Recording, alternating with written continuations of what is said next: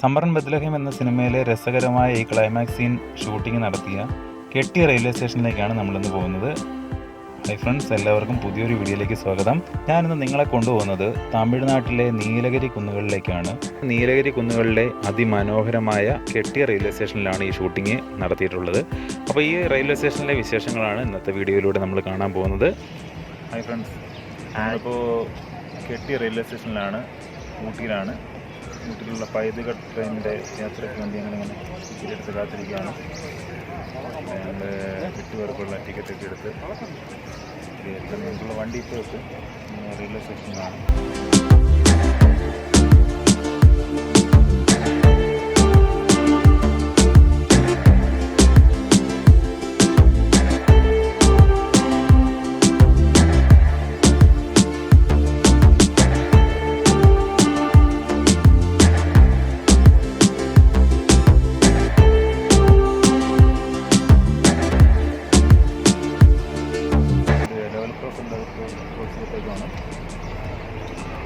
കമ്പതുണ്ട് കൂടെ ബാക്കി 2 മണ്ണിമഴയുടെ ഫോട്ടോ വിളിക്കുന്നുണ്ട്.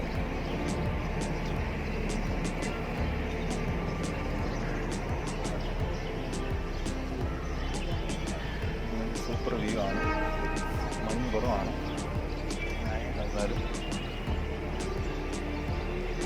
റെയിൽവേ സ്റ്റേഷൻ്റെ വ്യൂ എന്ന് പറയുന്നത് ഒടുക്കത്തെ വ്യൂ ആണ്. ഇപ്പോൾ ട്രെയിൻ ഇവിടത്തേക്കുള്ള ടിക്കറ്റ് ലൗഡേലിൽ നിന്ന് 20 രൂപയാണ്. ട്രെയിൻ വരാറായി,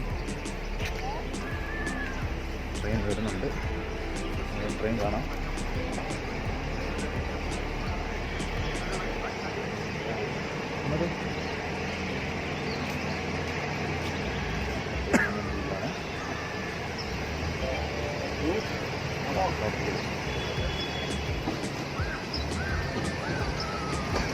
യാത്ര ചെയ്യാനുള്ള ട്രെയിനാണ് ഇരിക്കുന്നത്.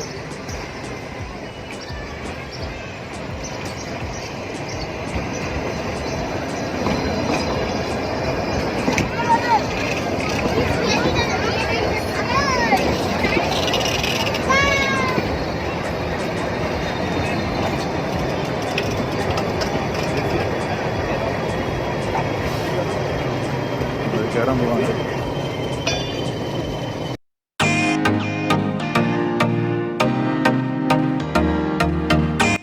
തമിഴ്നാട്ടിലെ പ്രധാന പട്ടണങ്ങളായ മേട്ടുപ്പാളയം, ഊട്ടി, ഈ 2 സ്ഥലങ്ങളെ തമ്മിൽ ബന്ധിപ്പിക്കുന്ന മലയോര തീവണ്ടിപ്പാതയിലൂടെയാണ് നമ്മളിപ്പോൾ യാത്ര ചെയ്തുകൊണ്ടിരിക്കുന്നത്. യുനെസ്കോയുടെ ലോക പൈതൃക പട്ടികയിൽ വരെ ഈ തീവണ്ടിപ്പാത സ്ഥാനം പിടിച്ചിട്ടുണ്ട്. അപ്പോൾ ഞാൻ നേരത്തെ പറഞ്ഞ പോലെ നമ്മളിപ്പോൾ സഞ്ചരിക്കുന്നത് കെട്ടി റെയിൽവേ സ്റ്റേഷനിൽ നിന്നും ലൗഡേലിലേക്കാണ്. കെട്ടി റെയിൽവേ സ്റ്റേഷനാണ് നമ്മൾ നേരത്തെ കണ്ട ആ മനോഹരമായ റെയിൽവേ സ്റ്റേഷൻ. അവിടെയാണ് നമ്മുടെ സിനിമയുടെ ഷൂട്ടിംഗ് എല്ലാം നടത്തിയിട്ടുള്ളത്. സോ നമ്മൾ അവിടെ നിന്നും ഈ പൈതൃക തീവണ്ടി പാതയിലൂടെ സഞ്ചരിച്ച് ലൗഡേൽ എന്ന മറ്റൊരു റെയിൽവേ സ്റ്റേഷനിലാണ് നമ്മൾ ഇന്ന് ഇറങ്ങുന്നത്. അപ്പോൾ നമുക്ക് ഈ തീവണ്ടിപ്പാതയുടെ ചരിത്രം ഒന്ന് പരിശോധിക്കുകയാണെങ്കിൽ, ഇത്തരത്തിലുള്ള മലയോര തീവണ്ടി പാതകളിൽ ഇന്ത്യയിലെ തന്നെ ഏറ്റവും പുരാതന പാതകളിൽ ഒന്നാണിത്. ചരിത്രം പറയുന്നതനുസരിച്ച് 1854 ഈ തീവണ്ടിപ്പാതയുടെ നിർമ്മാണ പ്രവർത്തനങ്ങളൊക്കെ ആരംഭിച്ചത്. ഒരു വലിയ ഇടവേളയ്ക്ക് ശേഷം 1899 ഇതിൻ്റെ പണി പൂർത്തീകരിച്ചതെന്നാണ് നമുക്ക് ചരിത്രം പരിശോധിച്ചാൽ മനസ്സിലാക്കാൻ പറ്റുന്നത്. മദ്രാസ് റെയിൽവേയുടെ കമ്പനിയാണ് ബ്രിട്ടീഷ് കാലത്തിന് ശേഷം ഇതിൻ്റെ പ്രവർത്തനങ്ങളെല്ലാം നടത്തി വന്നത്. നീരാവി എഞ്ചിനുകൾ ഉപയോഗിച്ചുകൊണ്ടായിരുന്നു ഈ പാതയിൽ ട്രെയിനുകൾ ഓടിക്കൊണ്ടിരുന്നത്. അപ്പോൾ യുനെസ്കോ പൈതൃക സ്മാരക പട്ടികയിൽപ്പെടുത്തിയതിന് ശേഷം ഈ പാതയിൽ പിന്നീട് നവീകരണ പ്രവർത്തനങ്ങളൊന്നും തന്നെ നടന്നിട്ടില്ല. ഏറ്റവും പ്രധാനപ്പെട്ടൊരു കാര്യം എടുത്തു പറയാനുള്ളതെന്ന് പറയുമ്പോൾ, മേട്ടുപ്പാളയത്തിനും കൂനൂർ എന്ന് പറയുന്ന റെയിൽവേ സ്റ്റേഷൻ. കൂനൂർ എന്ന് പറയുമ്പോൾ നമ്മൾ മേട്ടുപ്പാളയത്തു നിന്ന് ഊട്ടിയിലേക്ക് പോകുന്ന വഴിക്കുള്ള പ്രധാനപ്പെട്ട ഹോൾട്ടാണ്. മേട്ടുപ്പാളയത്തിനും കൂനൂരിനും ഇടയ്ക്ക് തീവണ്ടി ഓടുന്നത് റാക്ക് സിസ്റ്റം ഉപയോഗിച്ചുകൊണ്ടാണ്. അപ്പോൾ റാക്ക് സിസ്റ്റം എന്താണെന്ന് ചോദിച്ചു കഴിഞ്ഞാൽ, ഇവിടെ നിന്ന് മുകളിലേക്ക് കയറ്റങ്ങൾ കയറുന്നതിന് വേണ്ടിയിട്ട് പ്രത്യേക പല്ലുകൾ ഘടിപ്പിച്ചത്. നമുക്കത് റെയിൽവേ പാളത്തിൽ നോക്കിയാൽ മനസ്സിലാകും. അതിൻ്റെ സെൻറ്ററിൽ പ്രത്യേക ഒരു ടയറുകൾ കൂടി കാണാം, പല്ലുകൾ ഘടിപ്പിച്ചത്. അതിനകത്തൂടെ പിടിച്ച് കയറിയിട്ടാണ് മുകളിലേക്ക് പോകുന്നത്.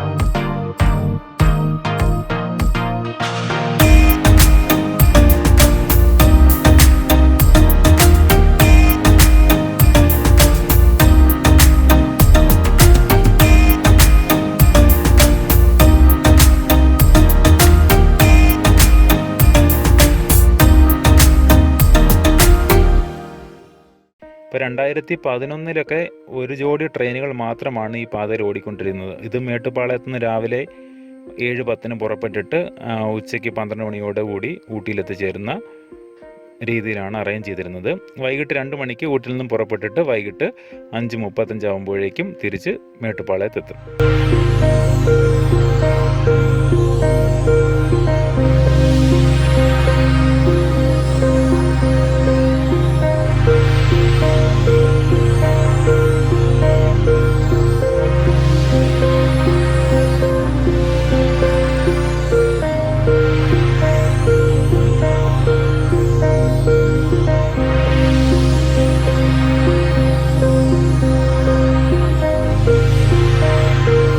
നോക്കിക്ക് വളരെ മനോഹരമായ കാഴ്ചകളാണ് കാണുന്നത്.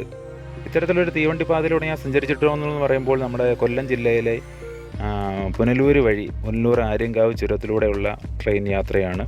അത് ഇതുപോലെ തന്നെ വളരെ മനോഹരമായിട്ടുള്ള കാഴ്ചകളാണ്. പക്ഷേ ഇത്രയും ഉയരത്തിലൂടെ അല്ല അവിടെ യാത്ര ചെയ്യുന്നത്. പക്ഷേ നയന മനോഹരമായ കാഴ്ചകളാണ് ആ ട്രെയിൻ യാത്രയിൽ നമുക്ക് അനുഭവമാകുന്നത്.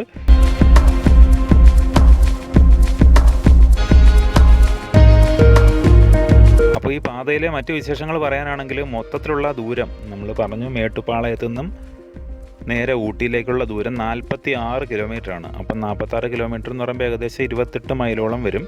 അപ്പോൾ ഇതിനകത്ത് ഉൾപ്പെട്ടിട്ടുള്ളതെന്ന് പറയുമ്പോൾ 208 വളവുകളും 16 ടണലുകളും 250 പാലങ്ങളും ഉണ്ട്. ഇത്രയും കടന്നിട്ടാണ് ഈ 46 കിലോമീറ്റർ സഞ്ചരിച്ചിട്ട് നമ്മുടെ ട്രെയിന് ഊട്ടിയിലെത്തിച്ചേരുന്നത്. ഏകദേശം ഒരു 5 മണിക്കൂറോളമാണ് മല കയറുന്നതിന് മാത്രമായിട്ട് എടുക്കുന്നത്. താഴേക്കുള്ള യാത്രയ്ക്ക് പക്ഷേ അത്രയും സമയം എടുക്കുന്നില്ല. ഏകദേശം ഒരു 3.5-4 മണിക്കൂർ കൊണ്ട് തിരിച്ച് താഴേക്ക് എത്തിച്ചേരുന്നു.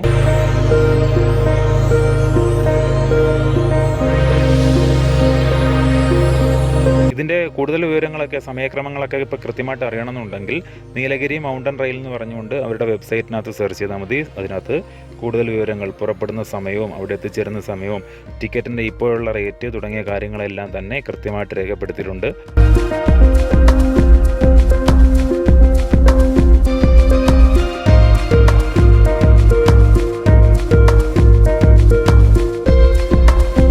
ഇപ്പോൾ ജീവിതത്തിൽ ഒരിക്കലെങ്കിലും നിങ്ങൾ ഈ ഒരു ട്രെയിൻ യാത്ര നടത്തിയിരിക്കണം കേട്ടോ. നമ്മുടെ ഇന്ത്യയിലുള്ള ലോക പൈതൃക പട്ടികയിൽ സ്ഥാനം പിടിച്ചിട്ടുള്ള ഈ ട്രെയിനിനകത്ത് ഒരു 2 റെയിൽവേ സ്റ്റേഷനുകൾക്കിടയിലെങ്കിലും യാത്ര ചെയ്ത് കഴിഞ്ഞാൽ കിട്ടുന്ന ഒരു ഫീലെന്ന് പറയുമ്പോൾ അത് പറഞ്ഞറിയിക്കാൻ പറ്റാത്തതാണ് കേട്ടോ. നിങ്ങൾ തീർച്ചയായിട്ടും ഏതെങ്കിലും സമയത്ത് ഊട്ടിയിൽ വരികയാണെന്നുണ്ടെങ്കിൽ കഴിയുമെങ്കിൽ ഈ റെയിൽവേ പാതയിലൂടെ സഞ്ചരിച്ച് നോക്കുക.